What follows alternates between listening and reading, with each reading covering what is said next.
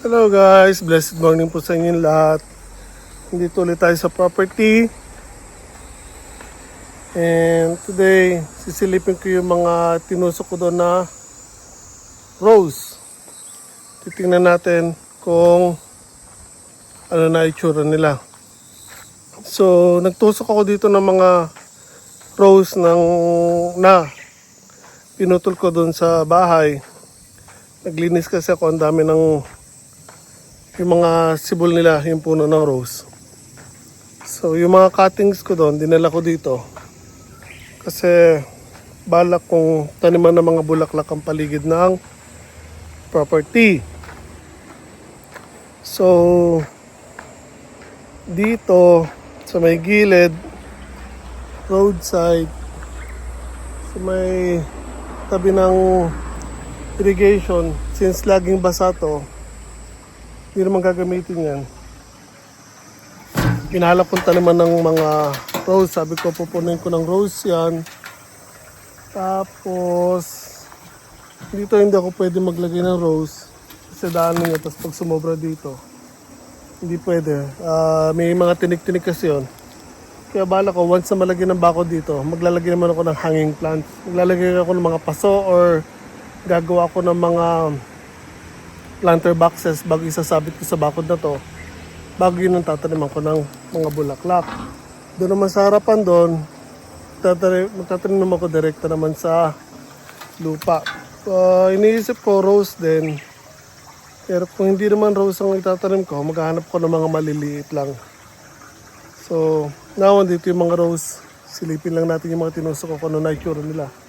Again, ito irrigation yan. Libre yan guys. Wala po ko yung babayaran dyan. Continuous po yan galing sa bundok. Pero, again, kung makikita nyo yung tangke na yun na gawa sa semento, yun po, kung gusto nyo lang pa-activate yung irrigation na galing sa gobyerno, pwede po yun. And may bayad naman po yun. So, now, silipin lang natin yung mga rose ko dito. And may nakikita na ako na may mga tubo na po. Balik na rin ko ng camera guys. Okay guys, again, dyan po tayo nagtusok ng mga rose. So, isang variety lang po sila, puro pink. Galing lang po sila sa isang puno. So, ito, wala pa ako nakikitang sibol. Pero, buhay pa yung puno, hindi pa siya natutuyo. So, yun ang importante dyan. Ito, since tabi siya ng irrigation, malimit basa yung loob niyan. Kahit akala mo tuyo yung babaw niyan, pero yung baba niyan, basa po yan. Kaya hindi po agad sila matutuyo. And lipat tayo dito sa pangalawa. And ayan guys, kung makikita nyo, may sibol na po dito.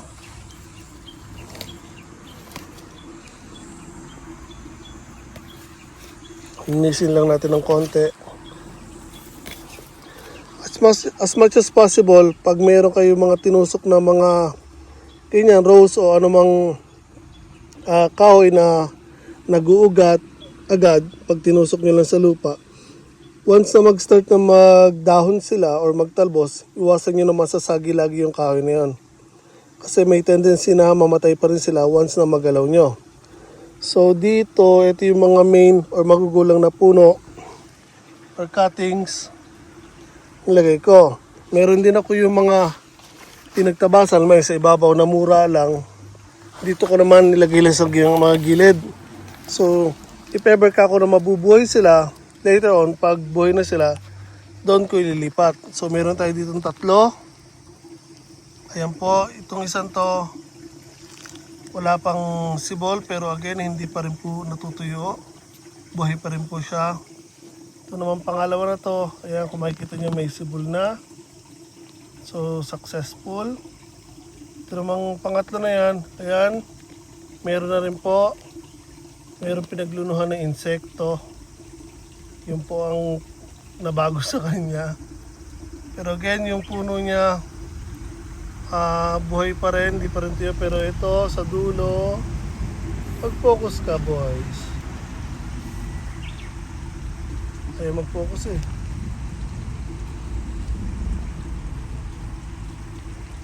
Ayaw mag-focus guys. Lapit na lang natin ang camera. So, ayan, meron na po actually lumalabas or sumisibol na bagong dahon.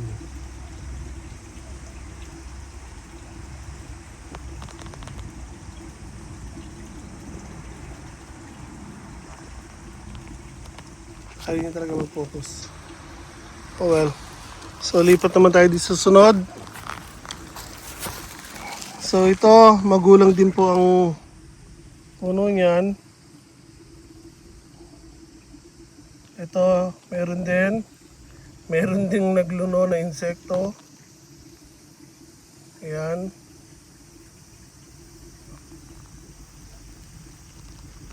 Wala pa rin ako nakikitang sibol, pero again, yung puno, buhay pa rin siya. So yun ang importante. Dito meron din pala tayo nakatusok na dalawang pinagputulan.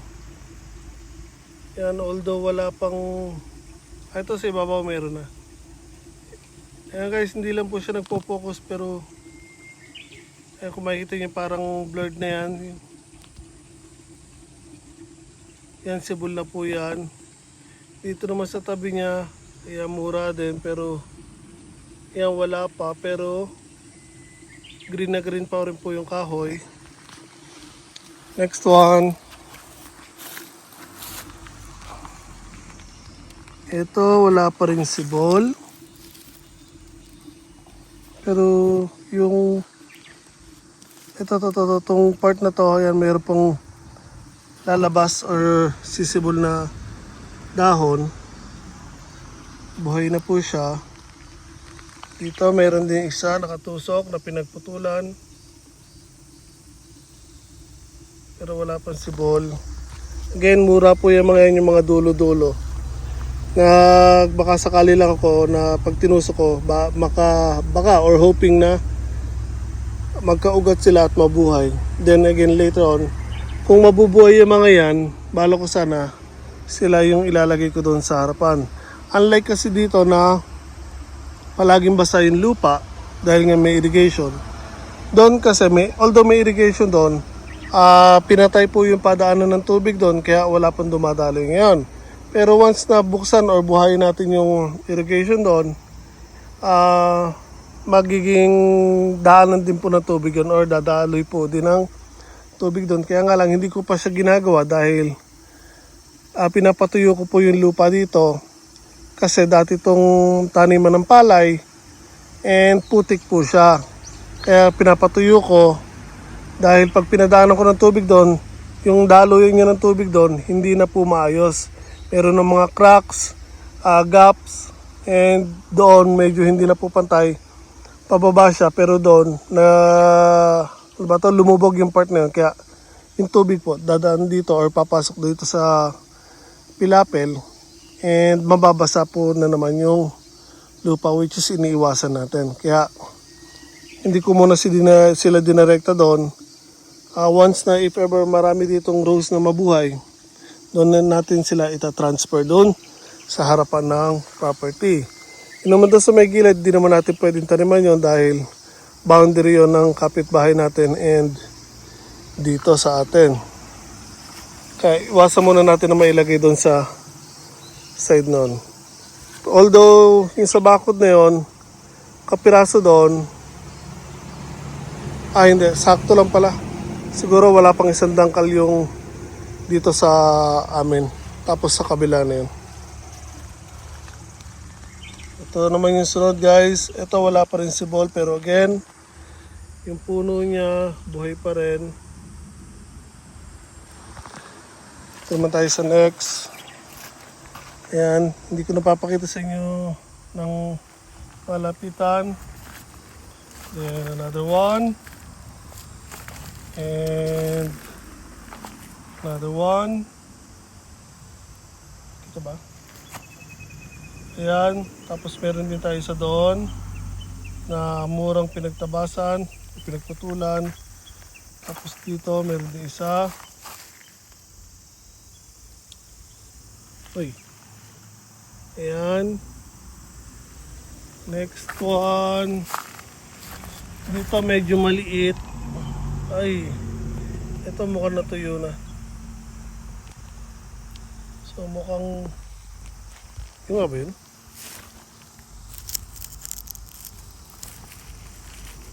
Ito nga. So ito ng santo natuyo. So later on papalitan natin yan. Same here, natuyo din. So meron na tayong dalawa natuyo.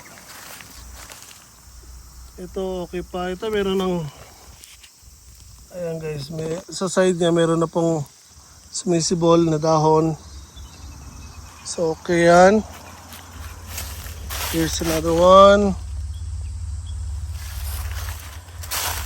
So meron din. Ito dun sa ilang ano niya, meron na rin po sumisibol, buhay pa siya. Ito wala pang sibol pero buhay pa rin yung kahoy. Ito meron na sumisibol. Ayan to sa dulo. Dito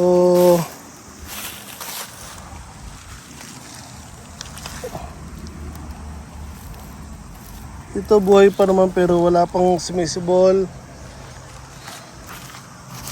And last one. I think ito possible na to dahon. Kaya lang, I think itong pinakababa niya ay natutuyo. So hindi ko lang kung dadiretso pa to.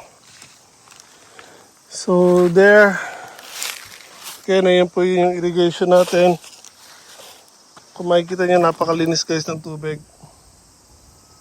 Pwede kayo maligo dyan. Dapat ito, harangan mo lang, tataas yung tubig. Kung nakikita nyo guys, napakalinis po ng tubig. Oh. So again from here, yan, mahaba po yan. So once na magkaroon ng mga rows dyan, papataasin natin siguro mga 1 metro mahigit. Kaya natin kumapal. So maganda siyang tingnan. O pagmasdan. So again, ito yung irrigation guys. Yung malaking tangke na yan. Patubig ng gobyerno yan. Again, yung irrigation.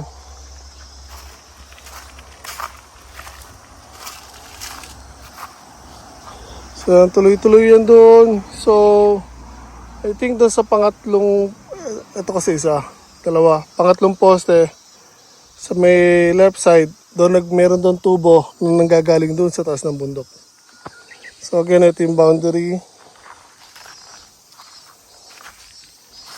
So hanggang dito lagi pinililinis ko, although ito hindi na sakop ng property namin, nililinis ko pa rin para yung mga damo kahit pa paano hindi magpupuntahan doon. Kasi pag ginaya mo yan, nagtaasan, tutumba dito sa bakod. So again guys, yun yung tubig.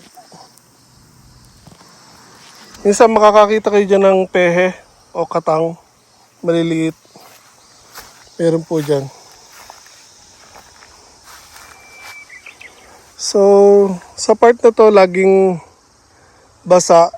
Itong 1/4 na yan. Lagi pong basa dahil dito sa irrigation. So, lagi malambot ang lupa dyan.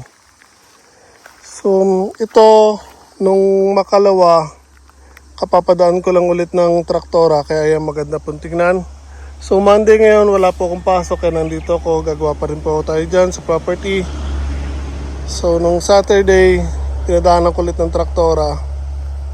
Kaya pag meron ulit na nakita tayo mga bagong sibol na damo, papadaanan ulit natin yan. Itong mga bakod, again, andyan na po yung panlagay natin. Kaya lang hindi ko pa kinakabit yung mga wire mesh. Kasi balak kong baklasin itong mga tubo na to. Ito kasi mga kinabit ko dito, 6 meters. Diba, nabanggit ko kasi may balak akong gawin na greenhouse doon sa bahay. And kailangan ko doon actually yung mahabang tubo. So, balak kong baklasin yung mga tubo na kinabit ko ulit dito, yung mga 6 meters. Marami pa rin naman tayong tubo doon sa bahay o doon sa property. So, Babaklasin natin to, papalitan natin. Ang mga nandun, mga 4 meters. Ito 6 meters. Mas kailangan ko itong mahaba para gawing greenhouse dun sa bahay.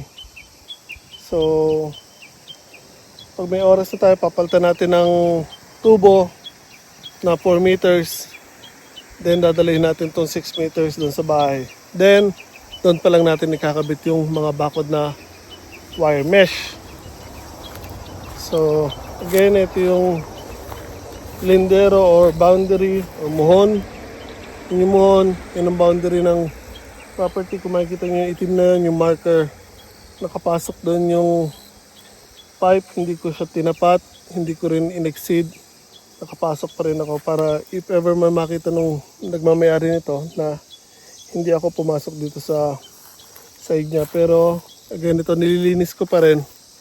Dahil tingnan nyo, napabayaan na po kasi ito. Dati ang tataas niya, no? Tapos nakabaksak na. And yung mga puno na yan, unti-unti po yung papasok doon. Ito, yan mga puno na yan, wild na almond. So, puno ng almond yan, guys. Pag ginaya mo yan, mamumunga yan. Pag pinitas mo, meron ka ng almonds. Kaya nga, hindi almond, sorry. Walnut, sorry. Correction. Walnut. Hindi siya almonds. Walnut po yan, walnut. So, kaya again, yung pinakita ko doon kanina ng mga cuttings na mura, na sabi ko if ever na mabuboy sila, dito pinag-iisipan ko rin lagyan ng rose. So, ito yung irrigation na sinasabi kong patay na irrigation. Pero again, doon, once na buhayin yung irrigation doon, ito natin pakita ko sa inyo. Yung tubig, dadaloy din po ulit dito sa harapan na to. So again, ayun po. Simula po nung nakuha namin to, hindi nalilinis to. Pinabayaanin. Hindi ko alam kung sino nagmamayari yan.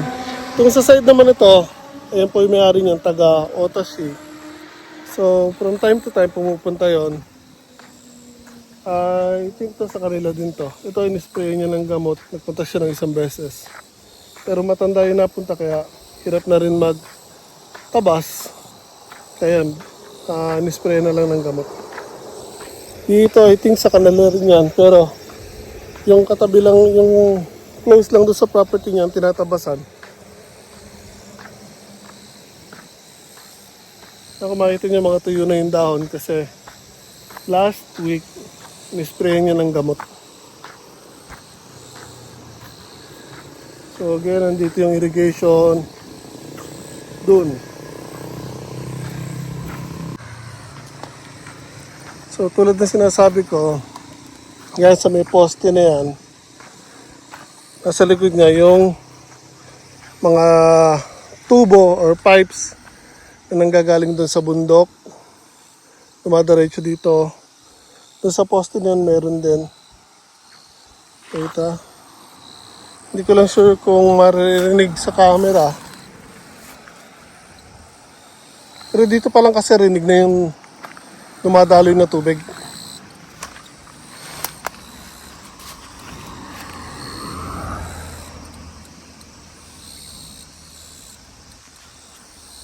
Somewhere there. Saka doon. Narinig ko yung tubig, kaya nga lang. Hindi ko sure kung narinig sa camera.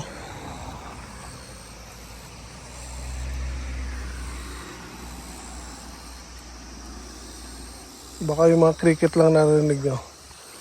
So doon naman, kung makikita nyo yung malinis yan, yun yung mga inuhukay naman ng baboy damo. Again, doon sa likod ng poste na meron pa isang mga tubo na nanggagaling doon sa bundok.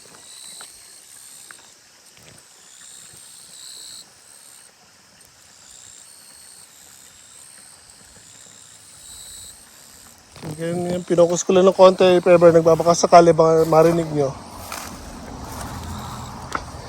Ay!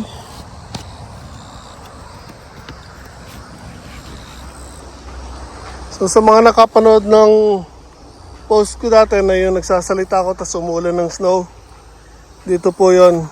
Nagbablog ako tapos biglang umulan ng snow na ang lakas. na halos mamuti ako habang nakatayo dito. So again, ayun po ang tanawin natin dito sa property.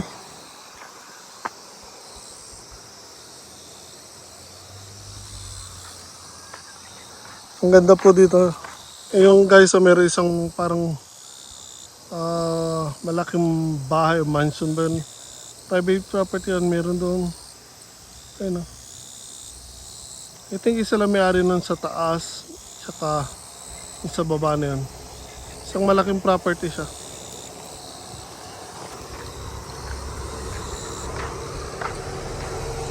Napakainit ngayon guys, hindi pa ako makakilos dahil pag nagbunot ako ng damo doon, sobra init, baka maliyo lang tayo. So ito guys sa mga sinasabi ko. Yung hukay ng mga baboy damo yan.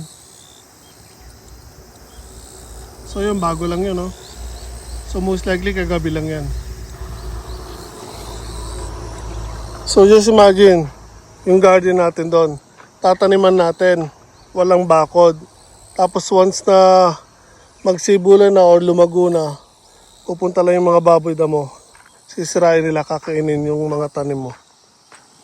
Kaya hindi talaga pwedeng walang bakod ang garden dito. So ito dating taniman lahat ng palay yan. Pero ngayon hindi na ginagamit. Pati dito. So dito merong small garden yung taga-otap. Bumabalik dito paminsan-minsan. Meron siyang small garden doon. Meron siyang mga tanim na mga pipino, kamatis, and some greens. Pero hindi ako lumalapit doon kasi pagmamayari na yun ng iba. Kaya hindi ka pwedeng basta-basta na lang pumasok dyan.